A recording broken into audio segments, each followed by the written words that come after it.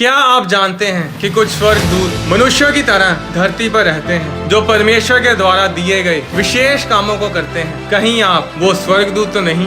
स्वर्गदूत कौन होते हैं? लोग सोचते हैं स्वर्गदूत स्वर्गीय प्राणी होते हैं जिनके पंख होते हैं, पर सभी स्वर्गदूतों के पंख नहीं होते। स्वर्गदूत कई प्रकार के होते हैं। बाइबल बताती है कि युद्ध करने वाले स्वर्गदूत हैं, सेवा टहल करने वाले स्वर्गदूत हैं, समाचार लेकर आने वाले स्वर्गदूत होते हैं। बाइबल एक और स्वर्गदूतों के बारे में बताती है जो गुप्त होते हैं और वो धरती पर रहते हैं। पर वो कौन है? धरती पर रहने वाले स्वर्गदूत मनुष्य शरीर में रहते हैं। वो परमेश्वर के धरती पर रहने वाले स्वर्गदूत हैं। ये स्वर्गदूत बाकी के स्वर्गदूतों से अलग होते हैं, पर ये भी स्वर्गदूत ही हैं। पुराना नियम इब्रानी भाषा में लिखा गया था और इब्रानी भाषा में स्वर्गदूत के लिए जिस शब्द का इस्तेमाल किया गया है वो है मालाक, यानी परमेश्वर का दूत। नया नियम यूनानी भाषा में लिखा गया था और यूनानी भाषा में जो शब्द स्वर्गदूत के लिए इस्तेमाल किया गया है वो है एंगेलोस, यानी परमेश्वर का दूत। पुराने नियम में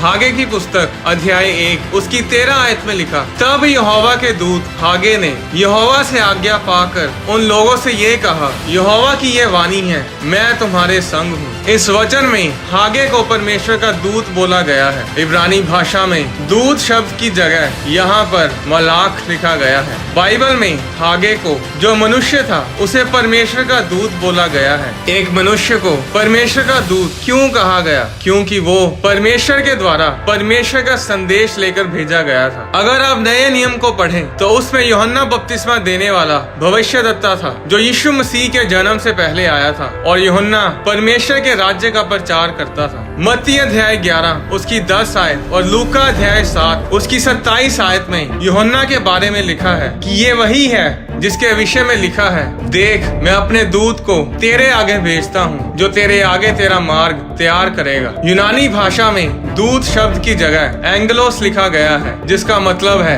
एंजल, यानी कि स्वर्गदूत। हागे और यूहन्ना बपतिस्मा दाता दोनों मनुष्य थे, मांस और खून के शरीर में थे। फिर भी बाइबल में इन दोनों को स्वर्गदूत यानी एंजल्स बोला गया है। इन दोनों के लिए उसी शब्द का इस्तेमाल किया गया है जो परमेश्वर के दूसरे स्वर्गदूतों के लिए इस्तेमाल किया गया है। ऐसा क्यों? स्वर्गदूत वो होता है जो परमेश्वर के द्वारा भेजा जाता है। स्वर्गदूत संदेश वाहक होता है, वो संदेश लेकर आता है। स्वर्गदूत का मतलब होता है एम्बेसडर, दूत जो परमेश्वर की ओर से एक विशेष काम के लिए भेजा जाता है। वो इस दुनिया का तो नहीं होता, पर इस दुनिया के लिए भेजा जाता है, उन लोगों के लिए जो इस धरती पर रहते हैं। तो ये गुप्त स्वर्गदूत कौन है? ये वो हैं जो यीशु मसीह में नया जीवन ले चुके हैं, जो आत्मा से जन्मे हैं। अगर आप यीशु मसीह पर विश्वास करते हैं तो आप नया जन्म प्राप्त कर चुके हैं और आप परमेश्वर के स्वर्गीय दूत हैं। यूहन्ना अध्याय 1 उसकी 12 आयत में लिखा, परंतु जिन्होंने उसे ग्रहण किया उसने उन्हें परमेश्वर की संतान होने का अधिकार दिया, अर्थात उन्हें जो उसके नाम पर विश्वास रखते हैं। वे ना तो लहू से, ना शरीर से, ना शरीर की इच्छा से, ना मनुष्य की इच्छा से, परंतु परमेश्वर से पैदा हुए हैं। अगर आप यीशु मसीह पर विश्वास करते हैं तो आप परमेश्वर की संतान हैं। आप इस धरती के नहीं हैं, आप स्वर्ग के हैं। आप परमेश्वर के बेटे बेटियां हैं। हम धरती के नहीं हैं, हम स्वर्ग के वासी हैं। बाइबल में लिखा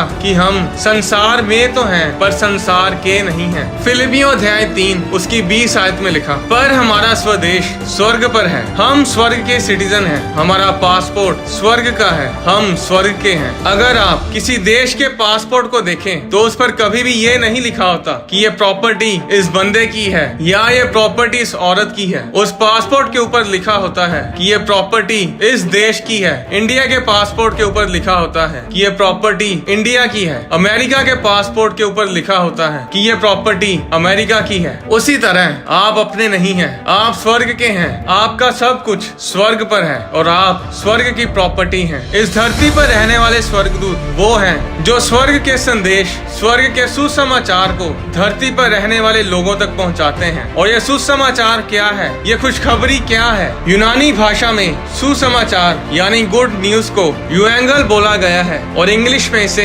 इवेंजल बोला जाता है, जिससे एवेंजलिज्म शब्द निकला है। एवेंजलिज्म शब्द के बीच में एंजल आता है। ऐसा क्यों? क्योंकि यही काम एक एंजल का होता है। स्वर्गदूत स्वर्ग के संदेश को लेकर आता है। तो जब आप परमेश्वर के इस बोझ को लेते हैं, जब आप परमेश्वर के इस काम को अपनाते हैं और परमेश्वर के सुसमाचार को दूसरों तक पहुंचाते हैं, तो आप परमेश्वर के धरती वाले स्वर्गदूत बन जाते हैं। आप एक गुप्त स्वर्गदूत बन जाते हैं। अपनी जिंदगी को लाचारों की तरह, बेचारों की तरह ये सोचकर व्यतीत ना करें कि आप इस धरती के हैं। अपने जीवन को ऐसे जियो जैसे कि आप परमेश्वर के द्वारा दिए गए काम को कर रहे हैं। इस दुनिया में तो हैं, पर इस दुनिया के नहीं हैं। अब आप इस धरती के नहीं हो, आप नया जन्म ले चुके हो। अब आप स्वर्ग के सिटीजन हो, स्वर्ग के एम्बेसडर हो। पुराने नियम में जो राजा का दूत होता था, उन पर कोई हाथ नहीं डालता था। जब राजा अपना समाचार देकर, अपना संदेश देकर किसी के पास अपने दूत को भेजता था, तो लोग उस दूत की उसी तरह इज्जत करते थे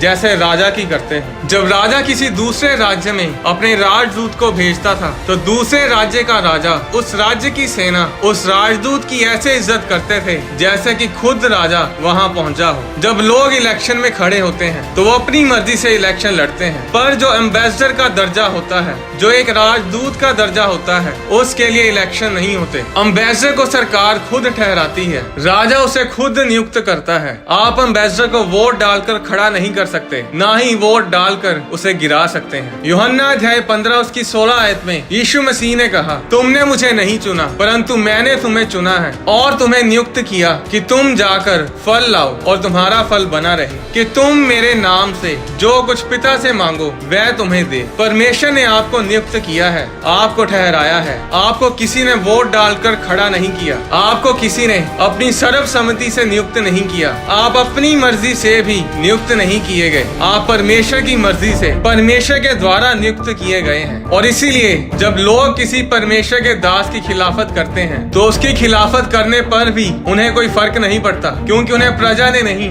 बल्कि परमेश्वर ने, राजा ने नियुक्त किया है। मायने नहीं करता आप कहां से हैं, आपकी जात क्या है, आप कौन से धर्म से हैं। परमेश्वर ने रिहाब जैसी वेश्याओं के जरिए देशों को बदला है। अनपढ़ मछुआरों को परमेश्वर ने नियुक्त किया ताकि देशों को बदले। ये भी उनकी अपनी मर्जी से नहीं हुआ, बल्कि परमेश्वर की मर्जी से हुआ। एम्बेसडर उस देश का सिटीजन कभी नहीं बनता जिस देश में वो काम के लिए भेजा जाता है। एम्बेसडर, राजदूत उतना अमीर होता है जितना अमीर उसका देश होता है। और राजदूत यानी एम्बेसडर अपने आप को नहीं दर्शाता, वो अपने पूरे देश को दर्शाता है। आज भी ऐसा ही है। जब इंडिया का एम्बेसडर अमेरिका में जाता है तो वो खुद को नहीं दर्शाता, बल्कि अपने देश को दर्शाता है। वो एम्बेसडर, वो दूत सिर्फ आम इंसान नहीं है, वो पूरा का पूरा देश है। उस एम्बेसडर के साथ पंगा लेना पूरे इंडिया के साथ पंगा लेना है। और कानून ये कहता है कि अगर एम्बेसडर अमेरिका में है तो अमेरिका की पुलिस, वहाँ की सेना एम्बेसडर को हाथ भी नहीं लगा सकती। एम्बेसडर को,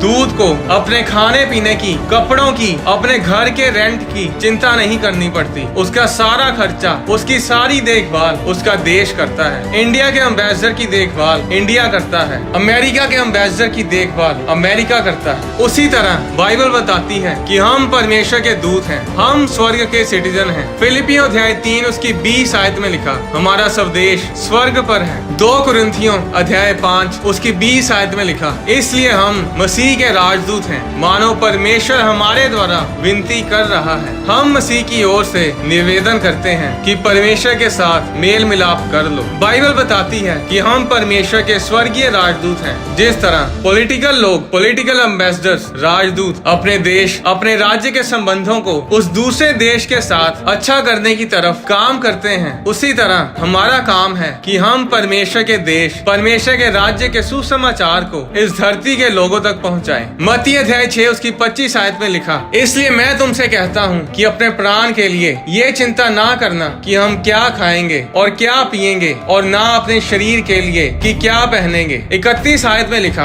इसलिए तुम चिंता करके ये ना कहना कि हम क्या खाएंगे या क्या पिएंगे या क्या पहनेंगे, क्योंकि अन्य जातियां इन सब वस्तुओं की खोज में रहते हैं, पर तुम्हारा स्वर्गीय पिता जानता है कि तुम्हें इन सब वस्तुओं की आवश्यकता है। इसलिए पहले तुम परमेश्वर के राज्य और उसकी धार्मिकता की खोज करो, तो ये सब वस्तुएं भी तुम्हें मिल जाएंगी। आपको अपनी चिंता नहीं करनी है। अगर आप परमेश्वर के स्वर्गीय राजदूत हैं, हैं तो आपको बस परमेश्वर के काम को करना है। आपकी सभी जरूरतें स्वर्ग संभाल लेगा। एक देश के राजदूत की सुरक्षा की जिम्मेवारी उसके देश की सरकार की होती है। उसकी सुरक्षा के लिए सीक्रेट एजेंट्स होते हैं, रॉ एजेंट्स होते हैं, FBI, CIA होती है। उसी तरह आप जो कि परमेश्वर के राजदूत हैं, स्वर्गीय राजदूत हैं, आपकी सुरक्षा परमेश्वर के स्वर्गदूत करते हैं। कभी किसी देश के राजदूत के साथ पंगा लेकर देखना, उसका पूरा देश उसकी सुरक्षा के लिए खड़ा होता है। आप इंडिया में अमेरिका के राजदूत को छू भी नहीं सकते, वो कड़ी सुरक्षा से घिरा होता है। उसी तरह परमेश्वर का राज्य है। बाइबल में लिखा है परमेश्वर राजा है। जब यीशु मसीह को राजा पिलातूस के सामने लेकर गए तो यूहन्ना अध्याय 18 उसकी 33 आयत में लिखा, तब पिलातूस फिर किले के भीतर गया और यीशु को बुलाकर उससे पूछा, क्या तू यहूदियों का राजा है? 36 आयत में यीशु ने उत्तर दिया, मेरा राज्य इस संसार का नहीं। यदि मेरा राज्य इस संसार का होता तो मेरे सेवक लड़ते कि मैं यहूदियों के हाथ सौंपा ना जाता, परंतु मेरा राज्य यहाँ का नहीं है। गसमनी बाग में जब महायाजक यीशु मसीह को पकड़ने के लिए आए थे तो पतरस ने महायाजक के दास पर तलवार चलाई और उसका कान उड़ा दिया। मत्ती अध्याय 26 उसकी 52 आयत में यीशु ने पतरस से कहा, अपनी तलवार म्यान में रख ले, क्योंकि जो तलवार चलाते हैं वे सब तलवार से नष्ट किए जाएंगे। क्या तू नहीं जानता कि मैं अपने पिता से विनती कर सकता हूँ और वह स्वर्ग दूतों की 12 पलटन से अधिक मेरे पास अभी उपस्थित कर देगा? परंतु पवित्र शास्त्र की वे बातें कि ऐसा ही होना अवश्य है कैसे पूरी होंगी? एक पलटन में 6000 दूत होते हैं और 12 पलटन में 72,000 दूत। 72,000 दूत उसी समय यीशु मसीह के बुलाने पर उस समय आ सकते थे जब राजा सेनाक्रेब परमेश्वर के लोगों के खिलाफ अपनी सेना लेकर आ खड़ा हुआ था। तो बाइबल बताती है कि परमेश्वर के एक स्वर्गदूत ने उस एक रात में अशूरिय सेना के 1,85,000 सैनिक मार गिराए। 2 राजा अध्याय 19 उसकी 35 आयत में लिखा, उसी रात में क्या हुआ कि यहोवा के दूत ने निकलकर अशूरियों की छावनी में 1,85,000 पुरुषों को मारा और भोर को जब लोग उठे तब देखा कि लाशें ही लाशें पड़ी हैं। उस एक दूत ने एक रात में 1,85,000 सैनिक मारे। जरा सोचो कि उस रात 12 पलटन स्वर्गदूतों की यानी कि 72,000 स्वर्गदूत एक रात में कितने लोग मार सकते थे? 1332 करोड़ 13 बिलियन 320 मिलियन। आज पूरी दुनिया की जनसंख्या 780 करोड़ है। उन स्वर्गदूतों ने उस रात कुछ ही घंटों में पूरी पृथ्वी के लोगों को खत्म कर देना था, पर यीशु मसीह ने ऐसा नहीं किया। उसने हमारी खातिर उस पाप के प्याले को पिया, हमारे लिए मार सही, कोड़े खाए, उसके ऊपर थूका गया। उसके एक इशारे पर स्वर्गदूत पूरी धरती की ऐसी तैसी कर सकते थे, पर वो इस दुनिया की ऐसी तैसी करने नहीं आया था। यीशु मसीह ने कहा कि मैं इसीलिए आया हूँ कि कोड़े खाऊं, क्रूस पर चढ़ाया जाऊं और तीसरे दिन मुर्दों में से जी उठूं, ताकि जो कोई मुझ पर विश्वास करे वह नाश ना हो बल्कि अनंत जीवन ग्रहण करे। लोग सोचते हैं कि स्वर्गदूत शायद केवल आत्माओं से ही लड़ते हैं। अगर ऐसा होता तो यीशु मसीह ने पतरस से ये नहीं कहना था कि मेरे कहने पर पिता 12 पलटन स्वर्गदूतों की अभी भेज देगा। उस समय लोग तलवारों और लाठियां लेकर यीशु मसीह को पकड़ने के लिए आए थे। वो दूत उन लोगों को मारने के लिए तैयार थे, पर यीशु मसीह ने उन्हें रोके रखा। आज जब लोग आपको धमकाते हैं, आपको डराते हैं, आपको परमेश्वर का नाम, परमेश्वर का सुसमाचार फैलाने से रोकते हैं, तो डरो मत, परमेश्वर के काम को करो। जब आपको कोई तंग करे तो उसे कुछ मत कहो, बस इतना बताओ कि प्लीज मेरे भाई मेरी बहन, प्लीज परमेश्वर के दासों, परमेश्वर के लोगों, उसके राजदूतों से पंगा मत लो। ये हमारे लिए नहीं बल्कि तुम्हारी ही भलाई के लिए है, क्योंकि हम तुम्हारे लिए कोई मुसीबत खड़ी करना नहीं चाहते, क्योंकि हम तुम्हें कुछ नहीं कहेंगे, पर जो स्वर्गदूत हमारी रक्षा के लिए हमें दिए गए हैं वो तुम्हारी ऐसी तैसी कर देंगे। क्योंकि हमारे देश के संविधान में, जहाँ का मैं सिटीजन हूँ, उसके संविधान में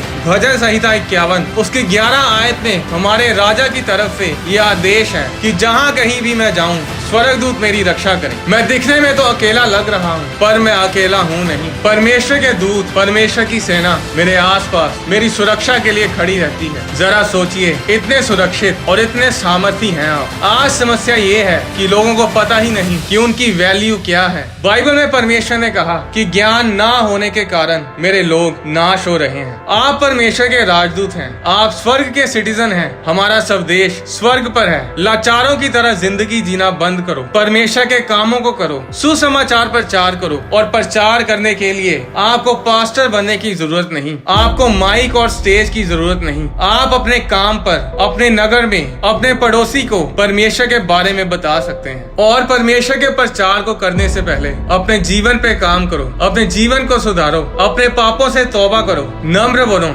जेन्युइन बनो, ताकि जब लोग आपको देखें तो सच में परमेश्वर की महिमा करें।